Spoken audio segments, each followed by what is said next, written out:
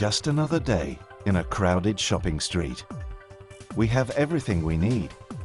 We are so used to it that we never ask ourselves what steel is exactly or how it is made, and that it is used to make a million different things. But maybe it would be a good idea if we did.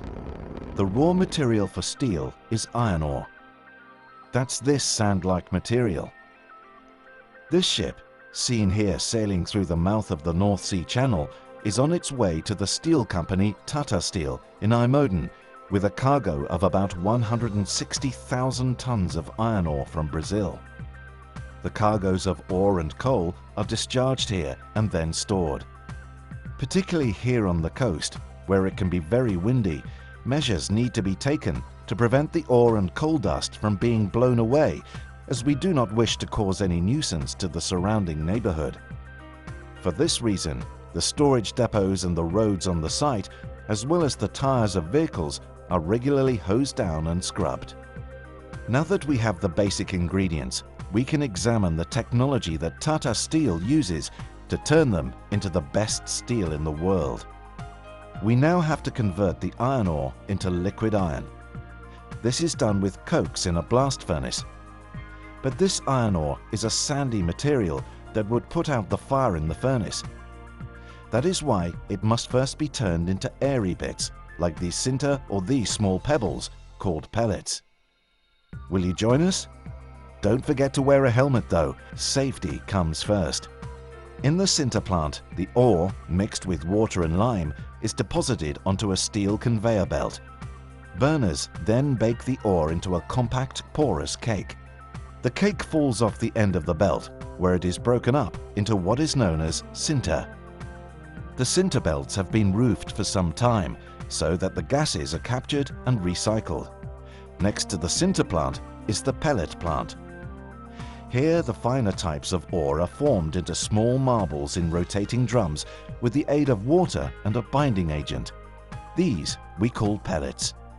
The used water is purified and reused several times. Tata Steel has its own environmental experts who ensure the company rigorously meets its environmental responsibilities. Together with cokes, the sinter and pelletized ore is now placed in a blast furnace. The skip hoist lifts the ore and cokes from the raw material bunkers to the 80-meter high top of the furnace, where this is inserted in precise quantities into the furnace. At the bottom, large quantities of hot wind, mixed with finely ground powdered coal, are blown into the furnace. The hot wind consists of oxygen-enriched air at 1,200 degrees centigrade. A temperature of 2,300 degrees is reached at the center of the furnace where the iron ore melts. Once sufficient liquid iron has formed at the bottom, the furnace can be drilled open and tapped. The liquid iron is collected in a hot metal transfer car, a torpedo-shaped rail wagon.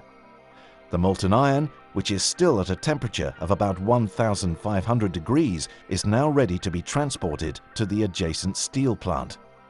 This is where the transfer car is tilted and the liquid iron flows into a fireproof ladle before being transformed into steel in a converter. Oxygen is then blown on the molten iron, which by itself would lead to a rise in temperature. To prevent this, scrap is first added to the converter. Steel scrap consisting of empty cans, old cars, bridges, and all manner of things can be melted down again to form new steel. Once the scrap has been added, it is time for the liquid iron, a spectacular moment that requires the utmost concentration from the crane driver. The quality and type of steel is determined in the converter. A lance is lowered into the converter to inject oxygen into the vessel.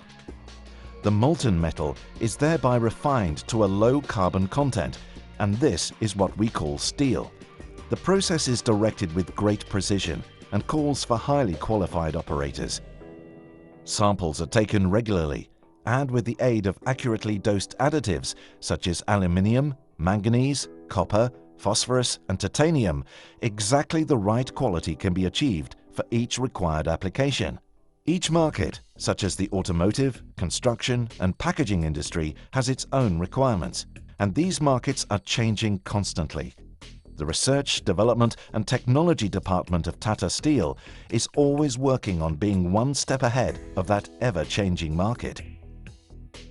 The converter is now emptied and the charge of liquid steel flows into a ladle. These ladles are fitted with a fireproof lining which needs to be replaced regularly. This, by the way, applies to all equipment that comes into contact with molten metal, such as the blast furnaces, the hot metal transfer cars, and the converters. Large amounts of gas are released in the oxygen steel process as well as in the blast furnaces and other plants. The gases can still be used as fuel, not just in the operations of Tata Steel, but also in the adjacent power plant. Although Tata Steel is a major power consumer, the company is able to meet a significant proportion of its own need in this way. On top of this, ways of cutting down energy consumption are continually being explored. The steel bearing ladle is now subjected to a number of reworking processes to further improve the quality. Another sample is sent for analysis to the laboratory by the pneumatic dispatch system. The many samples taken are analyzed here. Here, at the steel plant, it can be cast into slabs before being rolled out into coils in the hot mill. Another option is the direct sheet plant. Here, the liquid steel is cast into one long slab and then rolled into coils right away in the same process. The conventional method is to empty the ladle into the tundish at one of the continuous casters in the steel plant. The tundish ensures there is sufficient steel in the casting installations at all times, including the exchange of ladles. The liquid steel flows from the tundish into a mold, where it immediately forms a tough skin on the outside. This gives rise to the formation of an endless strand 22 centimeters in thickness and around 1.5 meters wide, which is led to water-cooled rolls, steadily losing heat. Automated cutting torches cut the strand into slabs of 6 and 12 meters in length. These are marked by robots and then transported out of the plant. The slabs are then transported by train to the hot strip mill. For the slabs to be rolled out properly, they must first be reheated. Once they have reached the required rolling temperature of some 1250 degrees after 3 hours, the rolling process begins.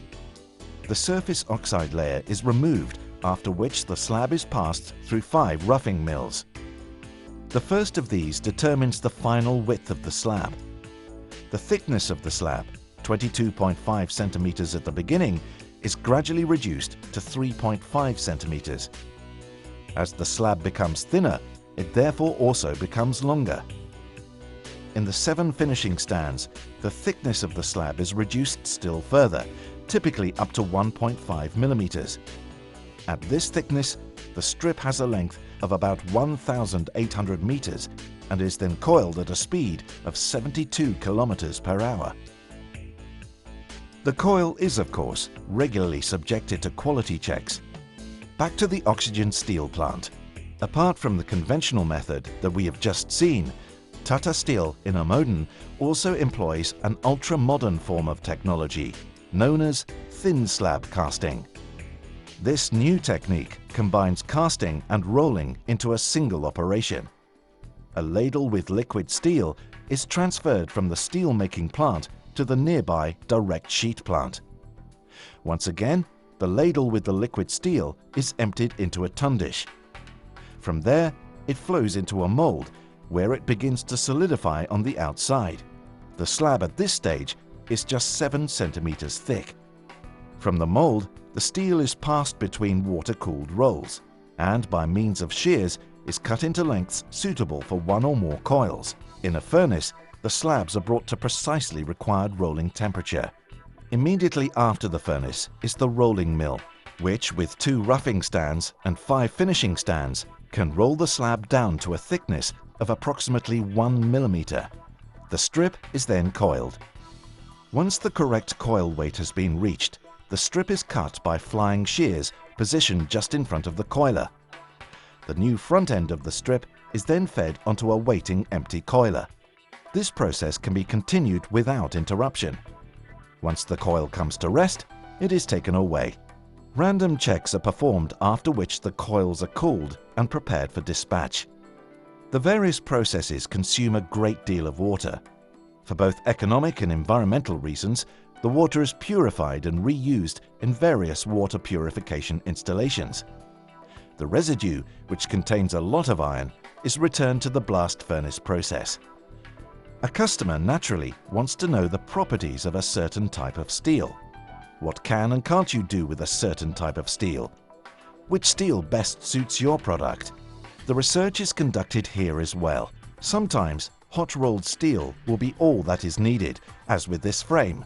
In other cases, such as car parts, further cold rolling and galvanizing will be required. Steel plate for shipbuilding or excavating equipment has to be extremely strong. In the case of cars, the steel also needs to have good formability and be lightweight. The hot-rolled steel is rolled out even more thinly in cold rolling mills. This also changes the structure, hardness, and the surface of the steel. These precision processes call for highly qualified professional operators, most of whom are trained by Tata Steel. Young people with pre-vocational secondary education qualifications are given training in both theory and practice at the company's own academy to become process operators, electrical engineers, or maintenance engineers. Apart from professional expertise, considerable attention is also paid to safety. After the steel has been given the desired thickness in the cold rolling mill, a protective layer of thin chrome lacquer or zinc can be applied to the steel strip. Where the steel is to be used in the automotive industry or for selected construction applications, a layer of zinc will be added to the steel plate in one of the hot dip galvanizing lines to prevent corrosion. The automotive industry has exacting demands which Tata Steel responds to by exploring new and even better solutions together with leading car manufacturers. Particularly in the case of construction applications, such as industrial roofing and cladding products, a protective paint coating is applied to the coiled steel strip. The paint layer comes in many colors and thicknesses. The packaging industry, however, has completely different requirements for its steel. It has to be thinner and lighter, easily deformable, and yet safe for food. For this reason, one unit of this research center focuses exclusively on everything to do with packaging. Tata Steel is a global market leader in the supply of steel for battery cases. Like most forms of packaging, this steel must be light and strong, with a super smooth surface to allow high-quality printing. In one of the tinning lines, a thin layer of tin or chromium can be applied to both sides of the steel for packaging. Once the steel complies fully with the desired specifications, it is wrapped and delivered to the customer at the agreed time. The logistics and transport department plays an important role here. Depending on the destination, the product may be transported by road, rail, barge, or ship.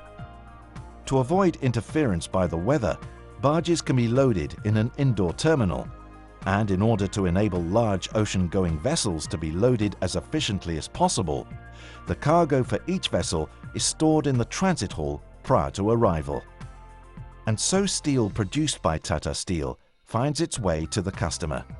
Steel for packaging, steel for construction, steel for the automotive industry, and for all those countless other applications in our daily lives.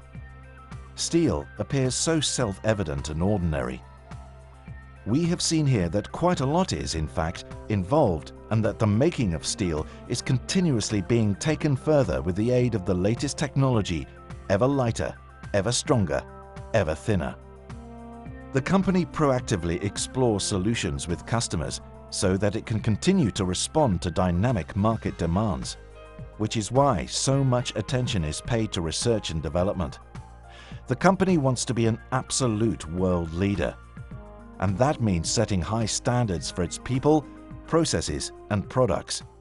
I hope we've been able to give you an impression about how much technology and craftsmanship is deployed here at Tata Steel in IJmuiden, 24 hours a day, 7 days a week, 365 days a year, in order to convert this sandy material, the iron ore, into this high-quality steel. Once again, a ship carrying coils of steel leaves the port for a customer anywhere in the world. Steel produced by over 9,000 employees in Armoden who, in fact, want only one thing: to be the best supplier to the best customers.